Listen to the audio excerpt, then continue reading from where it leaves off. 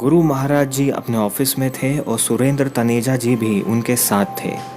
गुरु महाराज जी के सहकर्मियों ने गुरु महाराज जी से 300 रुपये कमेटी के लिए मांगे। गुरु महाराज जी ने अपना पर्स खोला और उसमें से 100 के 2 नोट निकाले और बाकी के 100 रुपये के लिए 10 और 20 के नोट दिए। स्पष्ट था कि गुरु महाराज जी के पर्स में 100 रुपये का और नोट नहीं था, नहीं तो वे छोटे नोट नहीं देते। उसके बाद वे सुरेंद्र जी के साथ गोल मार्केट गए और वहां से गुड़गांव चले गए।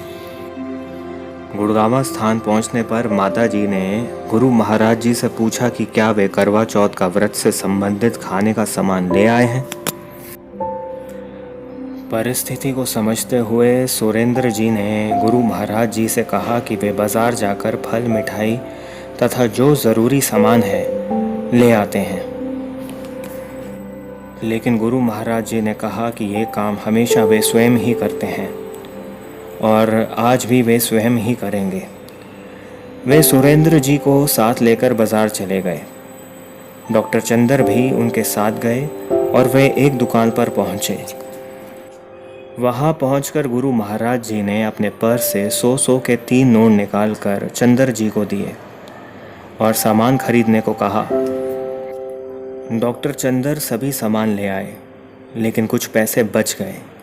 गुरु महाराज जी ने डॉक्टर चंदर को दोबारा भेजा और बचे हुए पैसों को भी खर्च करने का आदेश दिया।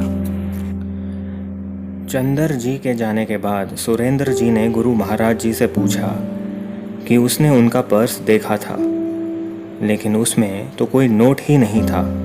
फिर ये 100 के 3 नोट कहाँ से आ गए। इस पर गुरु महाराज जी ने कहा, बेटा, मेरा पर्स कभी खाली नहीं हो सकता, चाहे मैं इसमें कितने भी पैसे क्यों ना निकाल लूँ। लेकिन मैं ऐसा तब तक नहीं करता जब तक कोई इज्जत का सवाल ना आ जाए। आज मेरी अर्धांगिनी ने, जो कि मेरी शक्ति है, मुझसे कुछ मांगा और मुझे खर्च करने के लिए पैसे चाहिए थे। इसलिए मैंने अपनी इस अलौकिक शक्ति का प्रयोग किया है, परंतु पर्स से निकले गए या उनसे बचे हुए रुपयों को वापस पर्स में नहीं डाल सकता। इसलिए मैंने चंदर को बाकी बचे पैसों को भी खर्च करने का आदेश दिया।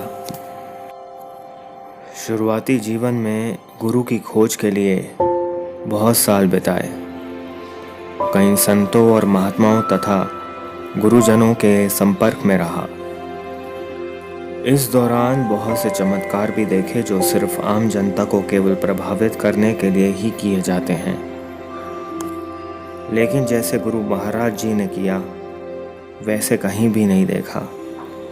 वे बिल्कुल अलग था, जो सिर्फ अपने शिष्यों के सामने उनको ज्ञान से अवगत कराने के लिए और शायद अपना एक अलौकिक रूप दर्शाने के लिए किया था। इसका डॉक्टर चंदर को बिल्कुल भी आभास तक नहीं हो सका। हम सब बहुत खुशकिस्मत तथा ईश्वर के कृतज्ञ हैं कि गुरु महाराज जी ने हमें अपने पवित्र चरणों में रहने का सौभाग्य प्रदान किया।